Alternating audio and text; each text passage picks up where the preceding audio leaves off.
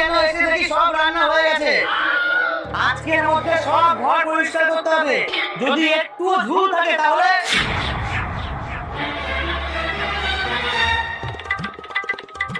তুমি পুরোটা না শুনে চলে যাবে কেন? শোনো, আমার দিকে আত্মীয় বাড়িতে এলে ওদেরকে নতুন কাপ প্লেটে চা দেওয়া খাবার দিতে হবে।